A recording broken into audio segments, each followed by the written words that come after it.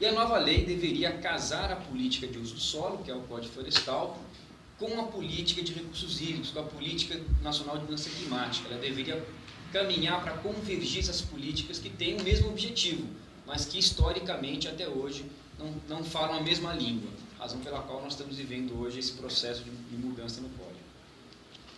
Bom, eu vou cair direto nas propostas, depois nós temos aqui, ou seja, a partir desses pressupostos, nós colocamos aqui 16 pontos, né, que em razão desses pressupostos são pontos muito problemáticos que estão no projeto que veio da Câmara e no projeto que foi votado na CCJ, ou seja, já incorporando, já analisando o projeto que foi incorporado na CCJ, votado, não sabemos como está nesse momento a discussão de vocês do substitutivo que vai ser apresentado na Comissão de Ciência e Tecnologia. E quais são as alterações que nós estamos aqui requerendo aos senhores? Primeira, tem um conjunto de propostas que tem que ser incorporados para não facilitar novos desmatamentos e não desproteger áreas ambientalmente importantes. Ou seja, se de fato o Senado quer um projeto que não vai facilitar novos desmatamentos e não vai desproteger áreas importantes, nós temos que tomar algumas medidas, como, por exemplo, incluir novamente a proteção a manguezais, veredas e reformar o conceito de topo de morro que está lá. A Câmara desprotegeu essas áreas, essas são áreas importantes de serem protegidas, né? Elas devem ser tratadas como as outras APPs. Protege-se em regra e você pode ter a condição específica, a exceção que justifica, em casos excepcionais, a sua desproteção, uma atividade econômica, uma outra atividade diferente. Mas o que não é concebível é que os manguezais como um todo deixem de ser protegidos, que as veredas deixem de ser protegidas e que os topos de morro, pela redação que está atualmente, também na prática deixem de ser protegidos em regra. Nós deveríamos qualificar melhor e restringir a possibilidade de pousio em APP. Nós tivemos a oportunidade de conversar com o senhor senador Luiz Henrique, né? O conceito de pousio está excessivamente abrangente. Da forma como está, alguém pode desmatar uma área que é floresta hoje, caracterizando-a como uma área em pousio, em descanso. Isso não pode ser permitido. Estamos colocando aqui uma proposta concreta para que, se é verdade que não queremos novos desmatamentos, sobretudo em APPs, que o pousio seja de fato área de descanso agrícola e não uma área de floresta em regeneração. Nós temos que limitar com clareza as hipóteses em que as APPs podem ser suprimidas, separando-as das hipóteses de manutenção de áreas. Eu sei que já tivemos acesso a uma nova estrutura de texto que já separa, e nós achamos isso positivo, né, separar as transitórias da permanente, ou seja, hipótese de supressão de APP das de manutenção de APP, mas é importante daí mexer não só na estrutura, mas no conteúdo. Né? Então isso é uma coisa que avança, mas ainda é insuficiente se parar apenas nisso. Né? Então, aqui o que nós estamos propondo é que se incorpore uma emenda do senador Antônio Carlos Valadares, que já foi apresentada na CCJ, que nós estamos entendendo que está dentro daquele conjunto de propostas que o senhor senador Luiz Henrique se comprometeu a incorporar nas sessões seguintes do Senado, agora na CCT, que para aquele artigo que remanesce do artigo 8º, né, que trata de novas supressões em APP, ele coloca lá uma regra completa, né, identificando qual que é a regra de supressão de APP, qual que é a regra de proteção das APPs, o que precisa ter para novos desmatamentos em APPs. Nós temos um ponto aqui central, que é limitar a hipótese de compensação de reserva legal apenas para desmatamentos passados, e não permitir que a compensação de reserva legal possa incluir, por exemplo, a recuperação de metade da área com exóticas, que na verdade significaria diminuir a reserva legal pela metade. O texto atual permite que desmatamentos futuros possam se beneficiar dessa flexibilidade, compensando a reserva legal em outro estado, em outra área, recompondo com exótica em 20 anos. Nós entendemos que isso não pode acontecer. Isso tem que ser uma regra de transição para trazer o passivo, para recuperar o passivo, para facilitar aqueles que querem se regularizar e que desmataram no passado, mas jamais podemos ter uma regra disso para frente. Nós estamos propondo, inclusive, uma regra que deixe muito claro que quem daqui para frente desmata APP ou desmata a reserva legal ilegalmente, ele tem que ter uma punição maior e tem que ser obrigado a recompor a sua área ali, porque nós estamos dizendo que nós não queremos novos desmatamentos. Muito bem. Por fim, nesse ponto, nós temos que ter também uma regra que mexa lá na possibilidade de zoneamento, senador Luiz Henrique, ecológicos e econômicos, de diminuírem a reserva legal na Amazônia. Hoje nós temos uma regra que está na lei atual, que está sendo reproduzida mais ou menos nisso aqui, que em suma permite que novos desmatamentos, né, daqui a 5, 10, 20 anos, possam se beneficiar com a redução de reserva legal, que foi uma regra de fato criada para trazer o passivo novamente, assim como a compensação de reserva legal. Então não faz sentido, se não queremos novos desmatamentos, permitir daqui a 20 anos o zoneamento na Amazônia e falar, poxa, essa área foi ilegalmente desmatada, então agora vamos diminuir a reserva legal para poder resolver esse passivo. Né? Nós estamos criando as assembleias alterando o zoneamento. Exatamente. Né? Ou criando novos zoneamentos que não tem hoje, em vários estados não tem. Então temos que deixar claro que essa possibilidade, que é uma regra de solução de passivo, seja para o passivo, não seja para novos passivos a serem incorporados daqui para frente. Por fim, temos que ter maior eficiência, né, na punição a novos desmatamentos.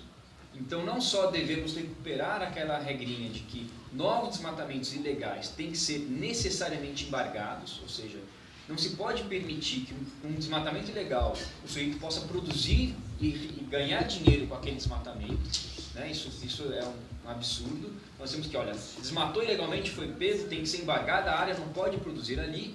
E estamos propondo aqui, e aí a maior eficiência, que não só tenhamos as famigeradas multas, né, que quase ninguém paga, né, que nós temos que ter novas formas de punição para novos desmatamentos que peguem no bolso do infrator, né, que de fato cerquem esse infrator para que ele saiba que descumprir a lei não vale a pena. A lei está dando uma série de facilidades, mas aquele que descumprir tem que ser punido. E, portanto, tem que ter problemas financeiros. E nós estamos colocando aqui uma série de regras, né, de coisas que já estão incorporadas hoje em decretos e que nós achamos que isso é fundamental que se transformem em lei para dar mais segurança jurídica e mostre para a sociedade que isso é perene.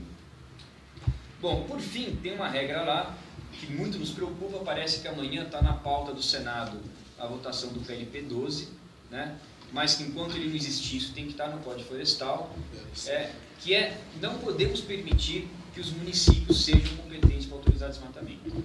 Isso seria o fim de qualquer tipo de política florestal. A grande imensa maioria dos municípios não tem nenhum tipo de estrutura para avaliar e conceder autorizações de desmatamento. Né? Nós sabemos que são os lugares, os elos mais frágeis da cadeia federativa, onde as pressões são mais fortes. Né? Então, o que nós entendemos é que deve prevalecer a regra que está no PLP 12 hoje, né? Em que a regra é em regra dos estados, tem exceções onde vai para a federação, tem algumas exceções para os municípios, quando sejam áreas públicas municipais, mas que os estados podem sim, reconhecendo o município que tem condições, que tem órgão ambiental, que tem conselho ambiental, que tem técnicos competentes, ele pode repassar esse poder.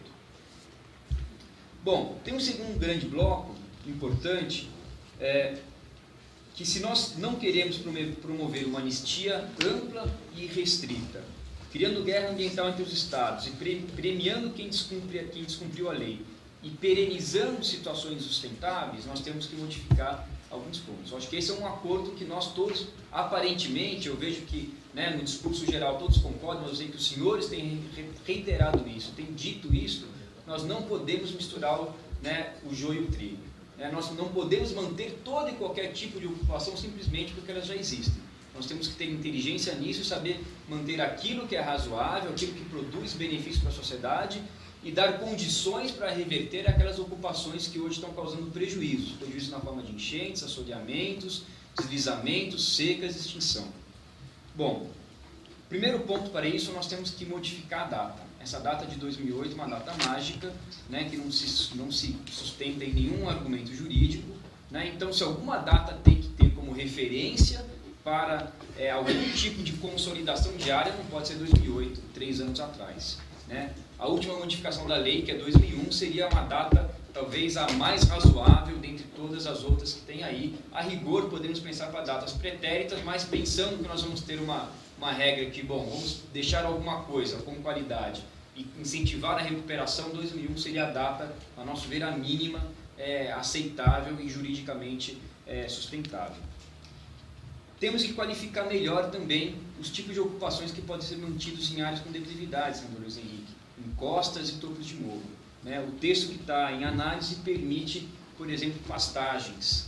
Né? Nós entendemos que isso não é possível. Pastagens são hoje fatores de degradação dessas áreas, né? E áreas que estão com pastagens, se não caíram, cairão em algum momento. Né? Então nós temos que ter uma regra que induza um bom uso dessa área. Né? As videiras, as macieiras, outros tipos de ocupação, nós entendemos que são possíveis, né? Desde que tenham laudos técnicos comprovando que são ocupações responsáveis do ponto de vista ambiental, da água e do solo, mas pastagens é o oposto disso. Né? Então estamos colocando aqui soluções concretas que, a nosso ver, deveriam focar especificamente a agricultura familiar. Né? O pequeno agricultor, que são aqueles, sim, que ocupando essas áreas, necessitam dessas áreas para a produção. Tem que qualificar melhor os programas de regularização ambiental. Hoje eles têm algumas falhas na redação que está ali, que permite, por exemplo, que com o decreto do governador você possa indefinidamente suspender a aplicação de multas. Isso não pode acontecer. Tem emendas já propostas que consertam isso. Nós estamos aqui colocando uma emenda, nesse caso, do senador Anísio Nunes, estamos propondo que seja incorporada para que o programa de regularização ambiental, de fato, promova a regularização, incentive as pessoas a buscarem a legalidade e a tomar ações de regularização.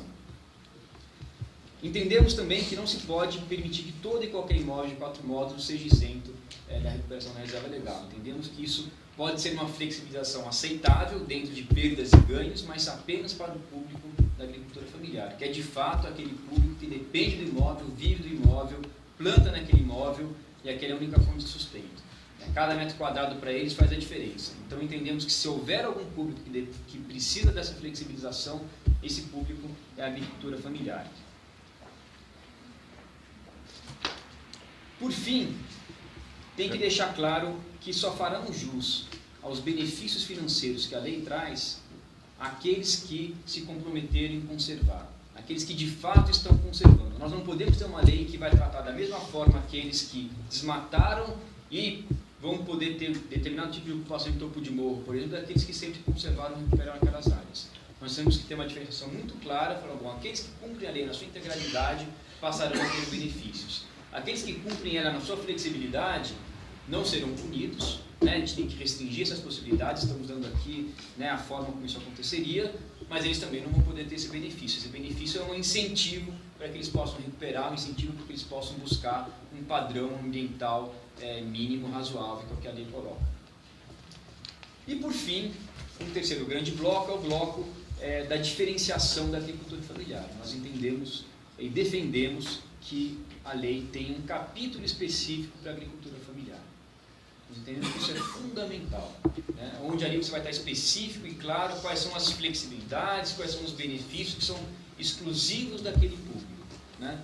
E nesse sentido nós apoiamos a redação que surgiu de um acordo de alguns meses aí de conversa entre vários movimentos da agricultura familiar, da agricultura camponesa, o Ministério do Meio Ambiente e o Ministério do Desenvolvimento Agrário. Eles fecharam um acordo, fecharam uma redação, nós temos conhecimento dele, estamos aqui pedindo para que ele seja incorporado enquanto um capítulo específico para a agricultura familiar que possa focar esse público e resolver o problema desse público. Que é grande. Que é muito grande. Esse é, em resumo, digamos assim, grandes linhas, aquilo que a gente está propondo aqui. Nós temos as redações específicas nesse documento que entregamos para os senhores. E esperamos que possamos daí conversar. Hoje essa reunião atrasou, né? Temos aqui que não podemos ficar muito tempo, mas que nós possamos, ponto a ponto, poder conversar com as assessorias para poder explicar cada ponto e incorporá-los no texto. Obrigado. Então, a ideia nossa na dinâmica aqui era que, de repente, pudéssemos ter uma reação, né, dos senadores a respeito dos pontos apresentados.